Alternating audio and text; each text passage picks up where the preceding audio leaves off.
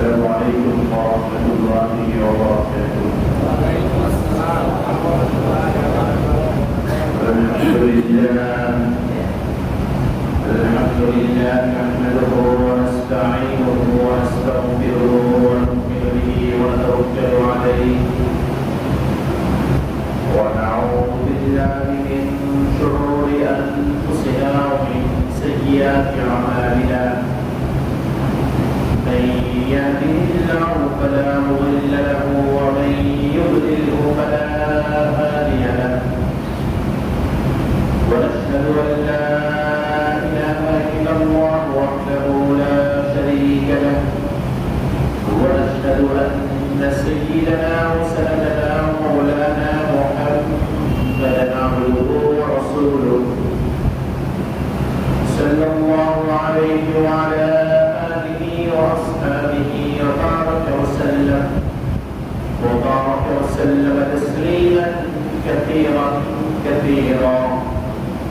أما بعد فأعوذ بالله من الشيطان الرجيم. بسم الله الرحمن الرحيم. وما خلقت الجن والإنس إلا ليعبدون. وقال النبي صلى الله تعالى عليه وسلم: لا طاعة لمخلوق في معصية الخالق. بارك الله لنا ولكم في القرآن العظيم ونفعنا وإياكم بالآيات والذكر الحكيم. اللهم صل على محمد وعلى آل محمد كما صليت على إبراهيم وعلى آل إبراهيم إنك حميد مجيد. اللهم بارك على محمد وعلى آل محمد كما باركت على إبراهيم وعلى آل إبراهيم إنك حميد مجيد.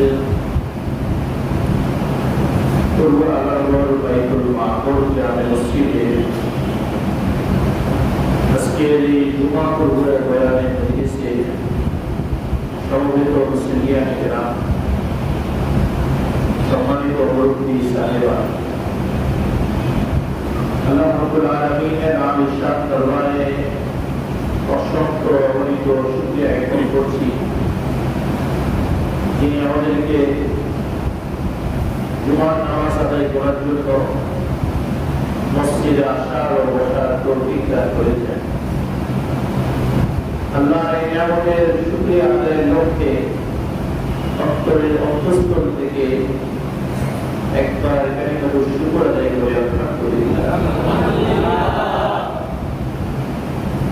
আল্লাহ রাব্বুল আলামিন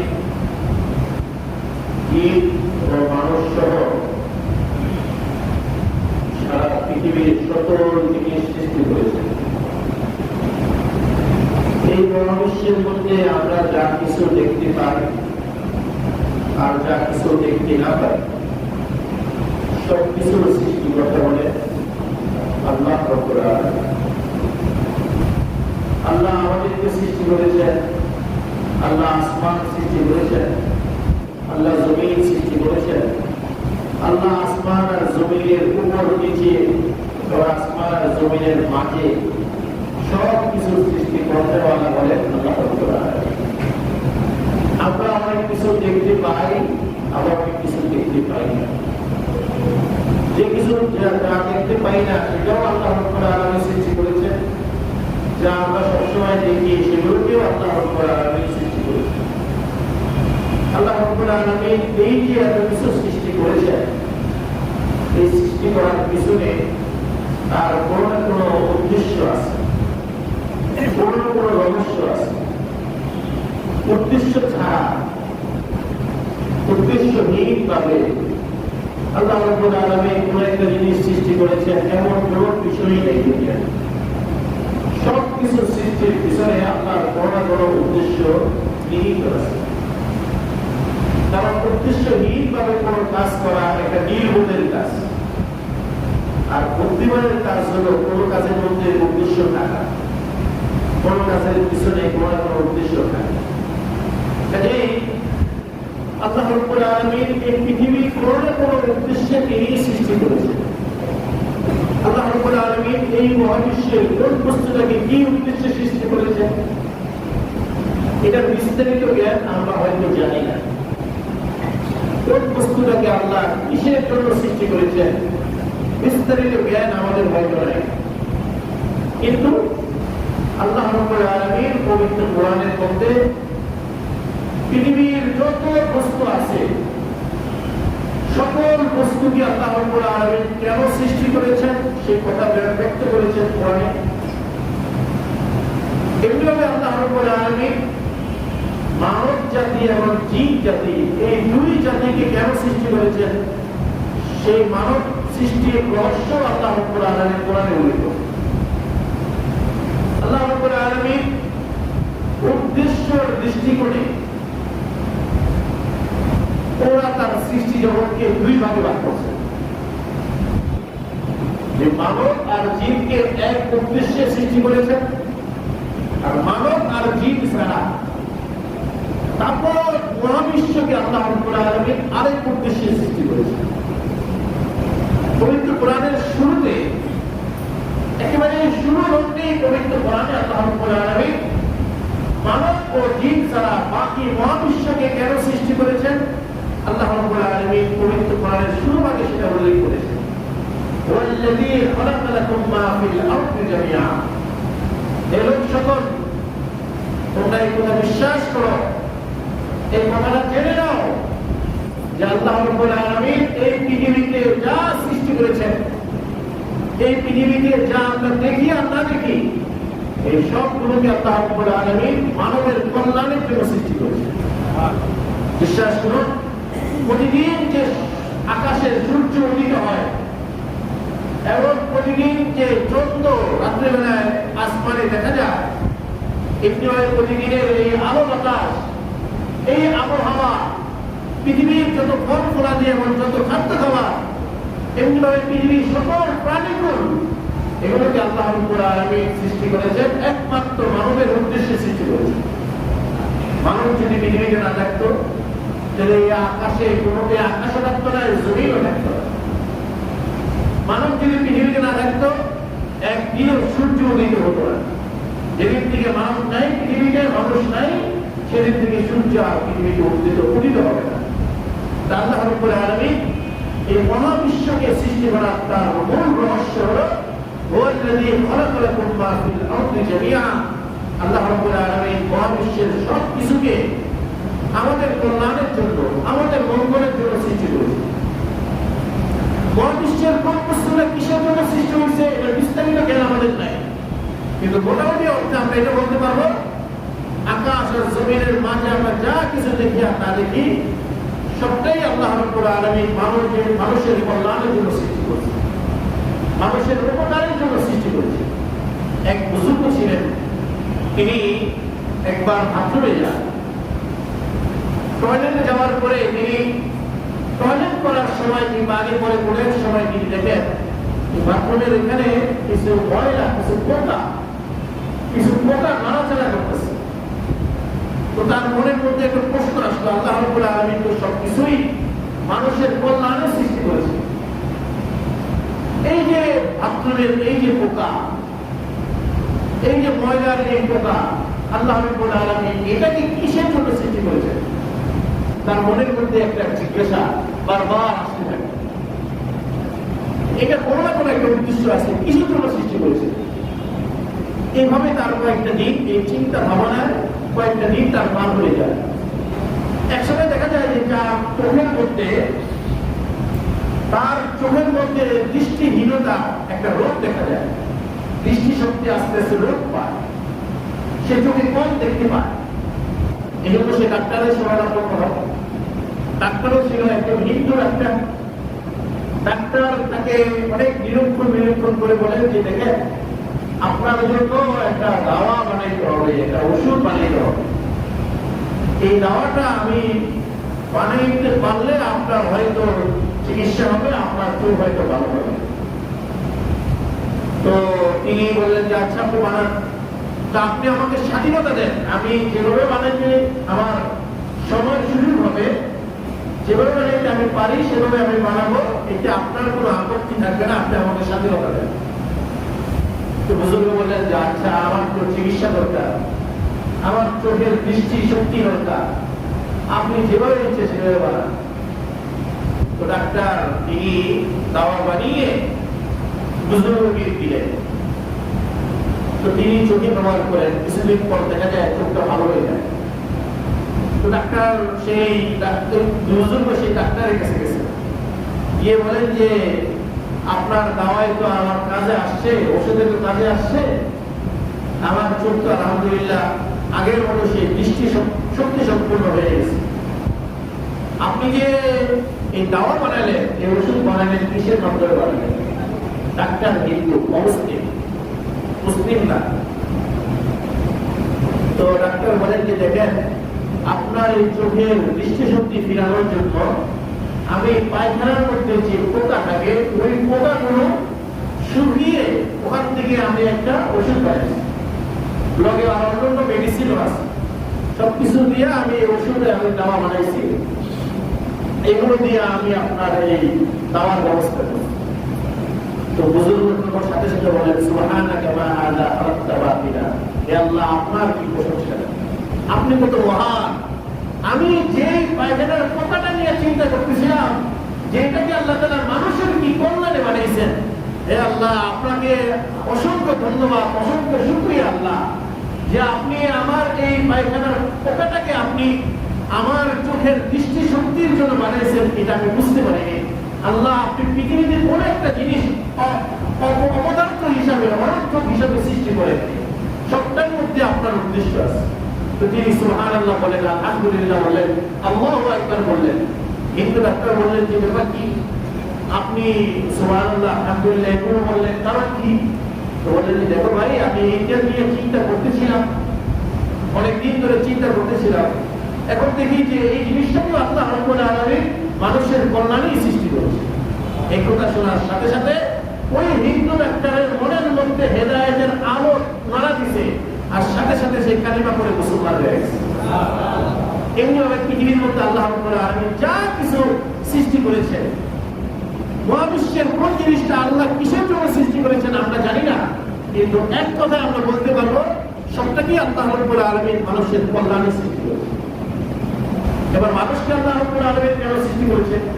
পবিত্র কোরআনের মধ্যে আল্লাহ রাব্বুল আলামিন সেটাও সুস্পষ্ট ভাষায় বলছেন, ওমা খালাকতুল জিন্না ওয়াল ইনসা ইল্লা লিয়াবুদুন, আমি আমার সৃষ্টি জগতের মধ্যে দুটো জাতি, মানব জাতি এবং জিন জাতি, এই মানব জাতি এবং জিন জাতি, এই দুটো জাতিকে আমি সৃষ্টি করেছি একমাত্র আমার ইবাদতের জন্য সৃষ্টি করেছি। সারা পৃথিবীকে সৃষ্টি করেছি মানুষের খেদমতের জন্য, মানুষের খাদেম হিসাবে। সারা পৃথিবী মানুষের খেদমত করবে, আর মানুষকে সৃষ্টি করেছি আমার ইবাদতের জন্য। সারা পৃথিবীর কাজ হলো খেদমত করা, আর মানুষের কাজ হলো ইবাদত করা। সারা পৃথিবী কার খেদমত করবে? মানুষের খেদমত করবে। আর মানুষ কার ইবাদত করবে? মানুষ ইবাদত করবেন আল্লাহ রাব্বুল আলামিনের ইবাদত করবে। তো মানব সৃষ্টির মূল উদ্দেশ্য হলো আল্লাহ ইবাদত করা, আর সারা পৃথিবীর সৃষ্টির মূল উদ্দেশ্য হলো মানুষের খেদমত করা। ইবাদত কাকে বলে? ইবাদত কাকে বলে? ইবাদত শব্দের অর্থ হলো গোলামি করা, দাসত্ব করা। গোলামি করা, দাসত্ব করা, এর নামই হলো ইবাদত। কার দাসত্ব করবো? আল্লাহর দাসত্ব করবো, আল্লাহর গোলামি করবো। দুনিয়াতে দাস আর গোলামরা যেভাবে গরিবের গোলামি করে, দাসত্ব করে, ঠিক সারা পৃথিবীর সমস্ত মানুষ আল্লাহর গোলামি করবে, আল্লাহ দাসত্ব করবে। ইবাদত বলা হয় গোলামি করা, দাসত্ব করা। এই জন্য মুসলমানের দিন কিতাবের মধ্যে লিখছেন, ওলামায়ে কেরাম কিতাবের মধ্যে লিখছেন যে আল্লাহর দাসত্ব না করে কোন মানুষের দাসত্ব যদি করা হয়, আল্লাহর গোলামি না করে কোন মানুষের গোলামি যদি করা হয়, তাহলে এটা হলো শিরক। সর্বক্ষেত্রে আল্লাহর গোলামি করা, আল্লাহর দাসত্ব করা। কোন অংশে কোন ক্ষেত্রেই আল্লাহর গোলামি থেকে বের না হওয়া, আল্লাহর কথা, আল্লাহর দাসত্ব করা। ইবাদত করা হয় জীবনের সবকিছুকে আল্লাহর দাসত্বে পরিণত করা, আল্লাহর গোলামীতে পরিণত করা। আমার হাঁটা, আমার চলা, আমার বলা, আমার কাজকর্ম করা, আমার শয়নে সকলে থাকা, আমার চিন্তা ভাবনা করা, আমার নিদ্রা ও জাগরণ করা, আমি যা কিছু করি আমার সবটাই আল্লাহর গোলামীর কাছে সমর্পণ করে দেওয়া। এটার নাম হলো ইবাদত। আল্লাহর গোলামীর কাছে আমার সবকিছুকে বিসর্জন করে দেওয়া। আল্লাহর হুকুমের সামনে আমি নতি স্বীকার করবো, আমার মধ্যে আমার কিছু থাকবে না, আমার মন চাই জিন্দেগি আর চলবে না, বরং আল্লাহ যেভাবে কোরআন এবং সুন্নাহর মধ্যে বলছেন, যেভাবে শরীয়তের মধ্যে বলছেন, যেভাবে ইসলামের মধ্যে বলছেন, সেভাবে আমার জীবন পার করা, এর নামে হলো ইবাদত। সেখান থেকে বিন্দুমাত্র সরে যাওয়া, এর নাম হলো শিরক। নিজের সবকিছুকে আল্লাহর হুকুম আহকামের সামনে সুপর্দ করা, এর নাম হলো ইবাদত। হযরত মাওলানা মুফতি মুহাম্মদ শফি রহমাতুল্লাহ আলাইহি, ওনার একটা জীবনের মধ্যে ঘটনা আছে।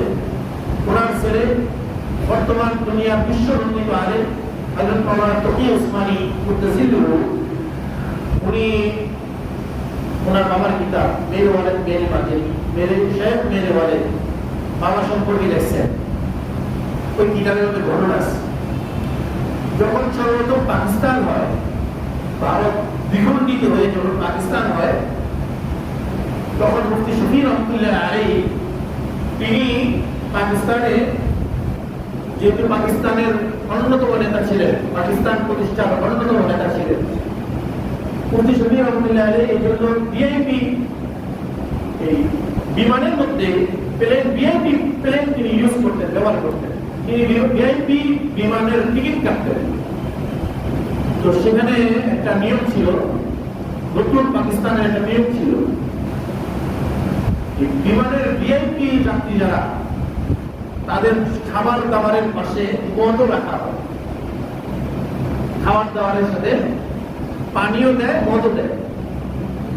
তো মুফতি শফি রহমাতুল্লাহ আলাইহি মুফতি আজম পাকিস্তান, পাকিস্তানের অন্যতম প্রতিষ্ঠাতা ছিলেন, পাকিস্তানের গ্র্যান্ড মুফতি ছিলেন, অসংখ্য কিতাবের লেখক ছিলেন।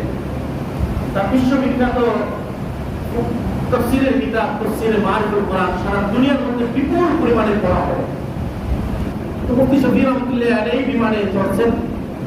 এখন বিমানের যে বিমান বালা বলো না, বিমানের কর্তৃপক্ষ বলো, যে হলো কিছুক্ষণ পরপরই খাদ্য দিয়ে যায় আর মদ দিয়ে যায়। তো তিনি বলেন যে এটা নিয়ে যাও, এটা সামনেই রেখে এটা নিয়ে যাও। পরে কিছুক্ষণ পরে আবার নিয়ে আসে,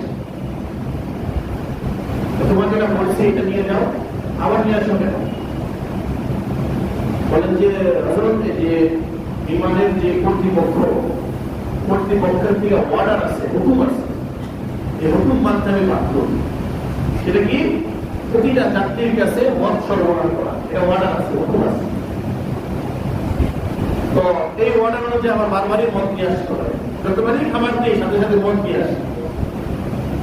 বিমানের কর্তৃপক্ষের হুকুম অমান্য আমি করতে পারবো না। কর্তৃপক্ষের হুকুমের কাছে, তাদের নিয়মের কাছে আমি নতি স্বীকার করতে পারব। হযরত মুফতি শফি রহমাতুল্লাহ আলাইহি বলেন, দেখো তোমারও যেমন একজন মুনিব আছে, তোমারও যেমন একজন বড় কেউ আছে যার গোলামি তুমি করো, আমারও একজন বড় কেউ আছে, আমার একজন বড় মালিক আছে, সেই মালিকের আমি গোলামি করি। আমার মালিক বলছেন খবর, তোমাদের জন্য মদকে হারাম করা হয়েছে, এই জন্য আমি আমার মালিকের গোলামি করি, আমার জন্য মদ খাওয়া জায়েজ হবে না। সর্বক্ষেত্রে, নিজের সর্বক্ষেত্রে, প্রতিটা ক্ষেত্রে আল্লাহর হুকুমের কাছে নিজেকে সুপর্দ করে দেওয়া, নিজের মধ্যে কিছু না থাকা, মন চাই জিন্দেগি বিসর্জন দেওয়া, এর নামে হলো ইবাদত। আমরা যেটা করি, আমরা তো মনে করি শুধু নামাজ রোজা আর কিছু দান খয়রাত করা আর কিছু দিনের কিছু ফিকির আর দিনের কিছু মেহনত করা, এটার মধ্যেই মনে আমার ইবাদত বন্দেগী হয়ে গেল, আল্লাহ মনে এটাই খুশি হয়ে গেছে। অথচ এমন অনেক মুসল্লি আছে যারা রীতিমত নামাজ পড়ে, তসবিহও জপে, কিন্তু তাদের ব্যবসা বাণিজ্য সুদে ভরা, তাদের কথাবার্তার মধ্যে মিথ্যা ভরা, আর তাদের বিচার আচারের মধ্যে জুলুম ভরা। এমনও মুসল্লি গরুণ পাওয়া যায়, এমনও অনেক সাদা সিধা অনেক গরুণ পাওয়া যায়। অনেক মানুষকে দেখা যায় তারা তাদের সন্তানকে মাদ্রাসায় পড়ায়, আলেম বানাবে, মাদ্রাসার নিয়ম মাসের 1 থেকে 5 তারিখ 10 তারিখের মধ্যে বেতন দিয়ে দিবে। দেখা যায় যে সে আগে আগে বেতন দিয়ে দেয়, সন্তানকে আলেম বানাবে আগে আগে সে বেতন দিয়ে দেয়, যাওয়ার আগে দিয়ে দেয়। কোথা থেকে দেয়? তার নিয়ম সন্তানকে আলেম বানাবে, কোথা থেকে সে দেয়? তাকে জিজ্ঞেস করে আপনি এত আগে আগে দেন, সবাই দেরি করে দেয়, আপনি এত আগে আগে দেন, রহস্য কি? দেখেন আমার কিছু টাকা ব্যাংকে আছে, আমি এখন ব্যবসা বাণিজ্য করি না, চাকরি বাকরি করি না, আমার টাকা আমি ব্যাংকে রাখছি, ব্যাংকে প্রতি মাসে আমার ওই টাকার উপর সুদ আসে, লাভ আসে, ওই লাভের টাকা আমি তাড়াতাড়ি পাই, আগে আগে পাই, আগে আমি আপনার মাদ্রাসায় দিয়ে দিই যাতে আমার ছেলেটা আগে উঠতে পারে।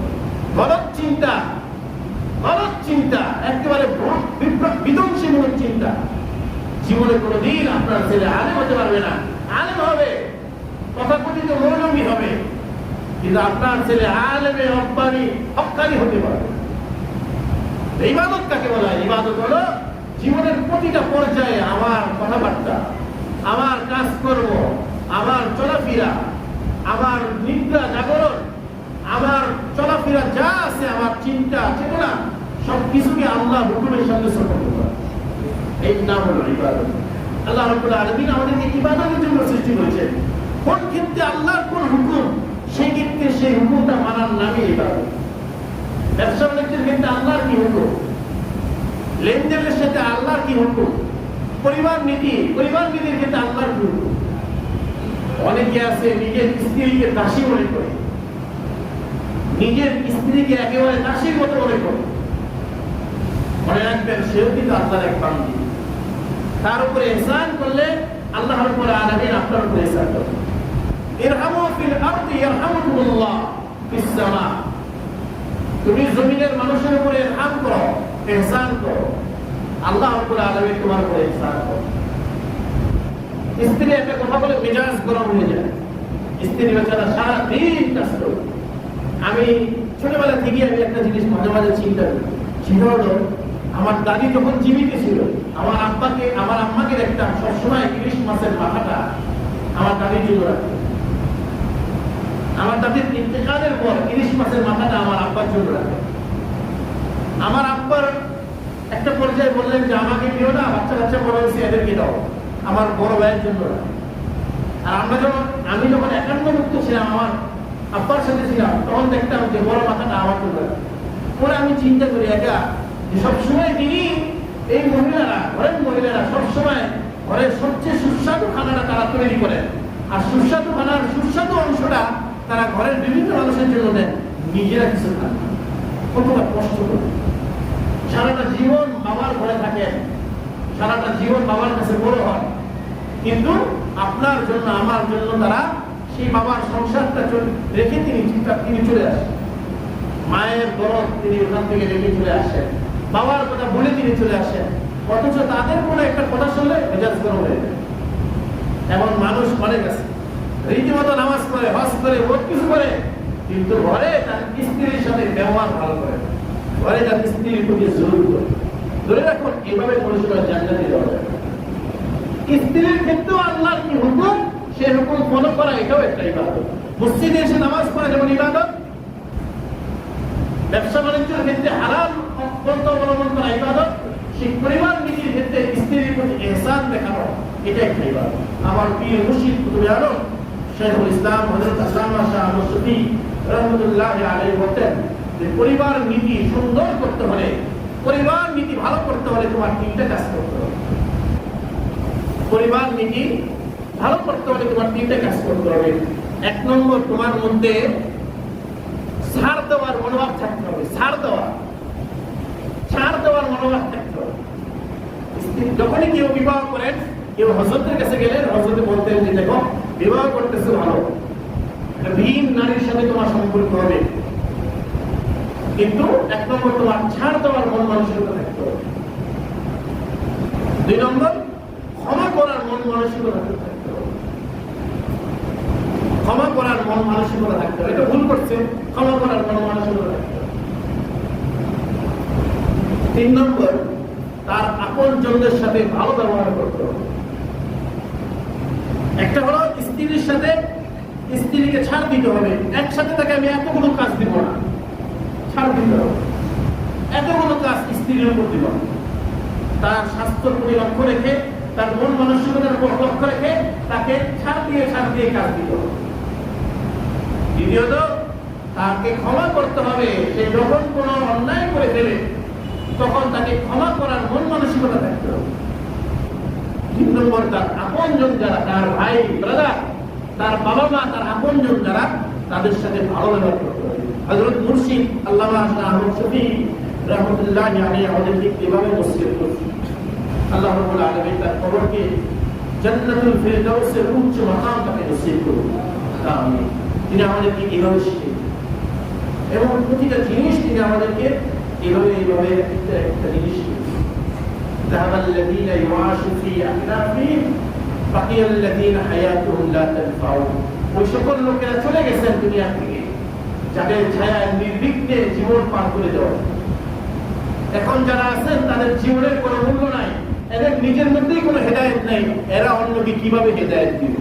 চিল্লাইলে হয় না, চিৎকার করলে হয় না। হযরত মুর্শিদ জীবনে চিল্লাইতেন না, চিৎকার করতেন। আল্লাহর সাথে তার তাআল্লুক, আল্লাহর সাথে তার তাআল্লুক থাকার কারণে যেখানে তিনি গেছেন, যে কাজ তিনি করতেন, আল্লাহ রাব্বুল আলামিন ওই কাজটাকে কবুল করেছেন। তো এই হলো কথা। তো পরিবার নীতির ক্ষেত্রে আল্লাহর কি হুকুম সেটা মান্য করা, সেটার নাম ইবাদত বলা হয়। জীবনের সবকিছুকে কোরআন এবং সুন্নাহ মোতাবেক, শরীয়ত মোতাবেক আল্লাহর হুকুম আহকামের কাছে সুপর্দ করা এবং সবকিছুকে সেভাবে পরিচালিত করা, এর নাম হলো ইবাদত। আমরা যদি সেভাবে চলতে পারি তো আমাদের এই দুনিয়ার সৃষ্টি করাটা সার্থক হবে, আমাদের এই দুনিয়াতে আগমন করাটা সার্থক হবে। ইবাদত কবুল হওয়ার জন্য 3টা শর্ত আছে। কয়টা শর্ত আছে? 3টা শর্ত আছে। ইবাদত কবুল হতে হলে 3টা শর্ত আছে। 1 নম্বর শর্ত, ইবাদত কবুল হওয়ার জন্য ইখলাস থাকতে হবে। আমি নামাজ পড়বো, রোজা রাখবো, যাকাত দিব, কোরআন তেলাওয়াত করবো, জিকির আজকার করবো, আমি দিনই কোনো মেহনতে জড়িত থাকবো, সর্বক্ষেত্রে আমার মধ্যে ইখলাস থাকতে হবে। অর্থাৎ আল্লাহকে খুশি করার জন্য আমি কাজ করতেছি, দুনিয়ার কোনো খ্যাতির জন্য নয়, দুনিয়ার কোনো সুনামের জন্য নয়, দুনিয়ার কিছু অর্জন করার জন্য নয়, বরং মানুষকে দেখানোর জন্য নয়। এটা আমি একমাত্র আল্লাহকে খুশি করার জন্য, আল্লাহকে রাজি করার জন্য, আল্লাহর সাথে সম্পর্ক গভীর করার জন্য আমি এই কাজ করতেছি। এর নাম হলো ইখলাস। ইবাদত কবুল করতে হলে 1 নম্বর শর্ত থাকতে হবে যে ইখলাস করতে হবে, নিয়ত সহি করতে হবে। ইন্নামাল আ'মালু বিন্নিয়াত ওয়া ইন্নামা লিইমরিইন মা নাওয়া।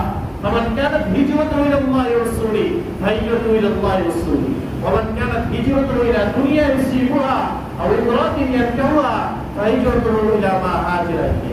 রাসূল করিম সাল্লাল্লাহু আলাইহি ওয়াসাল্লাম বলেন, নিশ্চয় প্রতিটা কাজ, প্রতিটা আমল, প্রতিটা ইবাদত এটা নির্ণয় হবে নিয়তের দ্বারা। নিয়ত যদি ইখলাস করা নিয়ত হয়, নিয়ত যদি সহি হয়, তাসদিক নিয়ত যদি থাকে, তাহলে তোমার আমল সহি হবে। এই হযরত মাওলানা ইলিয়াস রহমাতুল্লাহি আলাইহি, হযরত মাওলানা ইলিয়াস রহমাতুল্লাহি আলাইহি তার দাওয়াতি মিশনের একটা বড় ইস্যু, একটা বড় দফাই বানায় দিয়েছেন যে সেটা কি? তাসদিক নিয়ত, নিয়ত শুদ্ধ করা। যেটা করবো একমাত্র আল্লাহকে খুশি করার জন্য।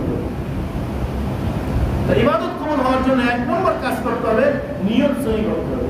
দেখুন আল্লাহ রাসূল বলেছেন যে দুনিয়ার মধ্যে সবচেয়ে কঠিন কাজটা কি? দুনিয়ার মধ্যে সবচেয়ে কঠিন কাজ হলো যে নিজের দেশ ছেড়ে দিয়ে আরেক দেশে চলে যাওয়া, হিজরত করা। এটা অনেক কঠিন কাজ, এটা সম্ভব না।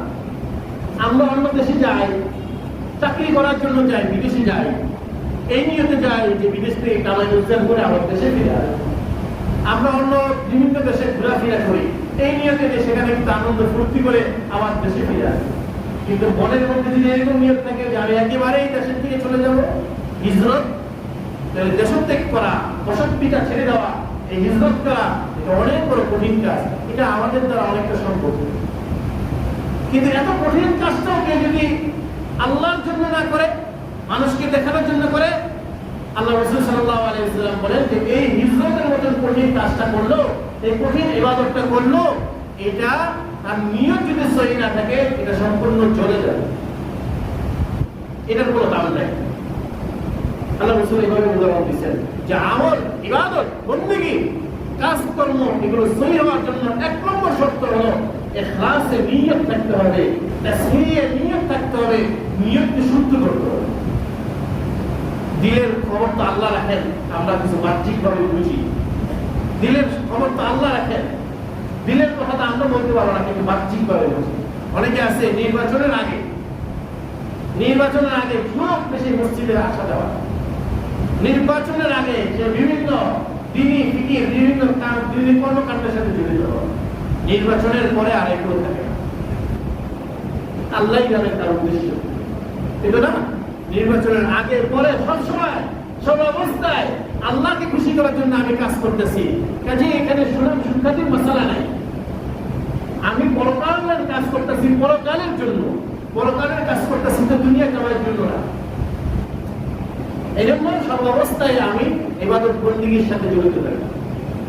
ইবাদত কবুল হওয়ার জন্য এক নম্বর শর্ত হলো ইখলাস থাকতে হবে, নিয়ত শুদ্ধ করতে হবে। ইবাদত কবুল হওয়ার জন্য 2 নম্বর শর্ত হলো রিজিক হালাল হতে হবে। রিজিক আয় ইনকাম এটা হালাল হতে হবে। হারাম ইনকামে হারাম আয় দিয়ে আমি যে পোশাক পরব, এই পোশাক পরে আমি যে ইবাদত করব, এই ইবাদত কবুল হবে না। হারাম জিনিস ভক্ষণ করে আমার শরীর শক্তিশালী করে, শরীরের শক্তি সামর্থ্য আনে আমি যে ইবাদত বন্দেগী করব, ওই ইবাদত কবুল হবে না। রাসূল সাল্লাল্লাহু আলাইহি ওয়াসাল্লাম বলেন, লা ইয়াদখুলুল জান্নাতা জাসাদুন হুমিয়া বিল হারামি। ওই শরীর জীবনে ইবাদত বন্দেগী হাজার করুক, ওই ইবাদতকারী তার শরীর দিয়ে জীবনে হাজার ইবাদত বন্দেগী করুক, তারপরে সে জান্নাতে যেতে পারবে না। যে ব্যক্তির শরীরটা হারাম ইনকামে উপার্জিত হয়েছে, যে ব্যক্তির শরীর লালিত পালিত হয়েছে, যে ব্যক্তির শরীরের মধ্যে হারাম জিনিস আছে, ওই শরীরটা জীবনে যত ইবাদত বন্দেগীতে পার করুক, ওই শরীরটা কোনোদিন জান্নাতে প্রবেশ করতে পারবে না। এই জন্য ইবাদত বন্দেগী কবুল হওয়ার জন্য 2 নম্বর কাজ হবে রিজিক হালাল হতে হবে। রিজিক হালাল হতে হবে। দেখেন আমরা অনেকে আছি সন্তানদের জন্য, সন্তানের দিকে তাকিয়ে আমরা দেখেন হারাম রিজিকের সাথে জড়িত থাকি, হারাম ইনকামের সাথে জড়িত থাকি। সন্তানদের কারণে, সন্তানদের ভালো ব্যবস্থার জন্য আমরা নিজেদের ব্যবসা নিজেদের মধ্যে সুদি জিনিস ঢুকাই। আবার অনেক সময় অনেক জায়গায় চাঁদাবাজির সাথে জড়িত থাকি, অনেক সময় অনেক জায়গায় অনৈতিক বিভিন্ন কাজের সাথে জড়িত থাকি। কেন? এইভাবে আমার আয় ইনকাম বাড়বে সন্তানদের জন্য। আমার মুর্শিদ কুতুবে আলম हज़रत अल्लामा शाह शफी रहमतुल्लाह अलैहि बोलते हैं, हर इंसान को तो ये फिक्र है, हर इंसान को तो ये फिक्र है मेरे मरने के बाद मेरे औलाद का क्या हाल होगा। हर इंसान का तो ये फिक्र है मेरे मरने के बाद मेरे औलाद की क्या हाल होगा। প্রত্যেক মানুষের তো এটা চিন্তা সবসময় কাজ করে মাথায় যে আমার মরার আমার সন্তানদের কি অবস্থা হবে, তারা কোথায় থাকবে, তারা কি খাইবে, কি করবে, তাদের কিভাবে চলতে হবে। প্রত্যেকটা মানুষের মধ্যে এই চিন্তা আসে। लेकिन किसी को ये फिक्र नहीं है, लेकिन किसी को ये फिक्र नहीं है मेरे मरने के बाद मेरा क्या हाल होगा। কিন্তু কারো এই চিন্তাটা নেই যে আমার মরার পরে আমার কি অবস্থা হবে। সন্তানের জন্য আমি এগুলো করতেছি, আমার মরার পরে আমার কি অবস্থা হবে। আমার কবরে সন্তান ওই 2-1 বারই দেখা করবে, আমার জন্য আর কোনো কাজ করবে। সন্তান 2-1 বারই দেখা করবে, আমার জন্য আর কোনো কাজ করবে। এই জন্য ইবাদত বন্দেগী আল্লাহর কাছে কবুল হতে হলে 2 নম্বর কাজ হবে আমার রিজিক, আমার আয় ইনকাম এগুলো হালাল হতে হবে। 3 নম্বর শর্ত হলো ইবাদত বন্দেগী আল্লাহর কাছে কবুল হওয়ার জন্য 3 নম্বর শর্ত হলো আমি যে ইবাদতটা করব সেই ইবাদতটা সহিহ তরিকায় করতে হবে, সহিভাবে করতে হবে। রাসূলের জন্য আমার অনেক ইশক, অনেক ভালোবাসা, রাসূলের জন্য আমার অনেক ইশক, অনেক ভালোবাসা, কিন্তু আমি রাসূলের ভালোবাসাটা এমনভাবে প্রকাশ করতেছি যেভাবে সাহাবায়ে কেরাম প্রকাশ করতেন না। বরং আমি ভিন্নভাবে বানায় নিছি বা আমাকে কেউ বানায় শিখিয়ে দিছে। এটা ইবাদত না, এটা ইবাদত না। ইবাদত হতে হলে সহিহ তরিকা হতে হবে। সহিহ তরিকা মানে যে কাজটা আল্লাহ রাসূল যেভাবে করতেন, সাহাবায়ে কেরাম যেভাবে করতেন, সেই কাজটা আল্লাহ রাসূলের তরিকায়, সুন্নাত তরিকায় এবং সাহাবায়ে কেরামের নীতি অনুযায়ী করা, এই নাম হলো ইবাদত। এর নামে হলো সহি তরিকা ইবাদত। তো ইবাদত সহি হওয়ার জন্য তৃতীয় নম্বর কাজ হবে যে সহি তরিকায় ইবাদত করতে হবে। গলত তরিকায় ইবাদত করলে ইবাদত কবুল হবে না, সহি তরিকায় ইবাদত করতে হবে। আল্লাহ রাব্বুল আলামিন সারা পৃথিবীকে সৃষ্টি করেছেন মানুষের কল্যাণের জন্য, সারা পৃথিবীকে সৃষ্টি করেছেন মানুষের খিদমতের জন্য। ওয়াল্লাযী খালাকা লাকুম মা ফিল আরদি জামিআ, আল্লাহ সৃষ্টি করেছেন পৃথিবীর সবকিছুকে মানুষের খিদমতের জন্য। আর ওমা খালাকতুল জিন্না ওয়াল ইনসা ইল্লা লিয়াবুদুন, আল্লাহ রাব্বুল আলামিন মানুষকে সৃষ্টি করেছেন আল্লাহর ইবাদতের জন্য। মানুষ সারা পৃথিবী মানুষের খিদমত করবে আর মানুষ আল্লাহর ইবাদত করবে। ইবাদত কাকে বলা হয়? ইবাদত হলো নতি স্বীকার করা, আল্লাহর হুকুমের কাছে নতি স্বীকার করা, অর্থাৎ জীবনের সবকিছুকে আল্লাহর হুকুম মোতাবেক বাস্তবায়ন করা, নিজের মন চাই জিন্দেগি বিসর্জন দেওয়া, এর নাম হলো ইবাদত। ইবাদত কবুল করতে হলে তিনটা জিনিস লাগবে। এক নম্বর, ইবাদতের মধ্যে নিয়ত সহি থাকতে হবে। দুই নম্বর, নিজের আয় ইনকাম এটা হালাল হতে হবে। তিন নম্বর, ইবাদত সহি করতে হলে তিন নম্বর যে কাজটা করব, যে ইবাদতটা করব, সহি তরিকায় করব, অর্থাৎ নবীজি যেভাবে করছেন, সাহাবায়ে কেরাম যেভাবে করছেন সেভাবে আমি কাজটা করব। এই তিনটা জিনিস যদি থাকে তো আমার ইবাদত কবুল হবে। আমার ইবাদতের মধ্যে যদি নিয়ত সহি থাকে, আমার ইনকাম যদি হালাল হয়, আর আমি ইবাদতটা যদি সুন্নাত মোতাবেক করি, এই তিনটা জিনিস যদি আমি করতে পারি আমার ইবাদত কবুল হবে। আর আল্লাহ রাব্বুল আলামিন আমাকে, আমাদেরকে, আমাদের সবাইকে তো ইবাদতের জন্য সৃষ্টি করেছেন। আল্লাহ রাব্বুল আলামিন কথাগুলো বুঝার এবং এগুলোর উপর আমল করার তৌফিক দান করুন। আমিন ওয়া আখিরু দাওয়ানা আলহামদুলিল্লাহি রাব্বিল আলামিন।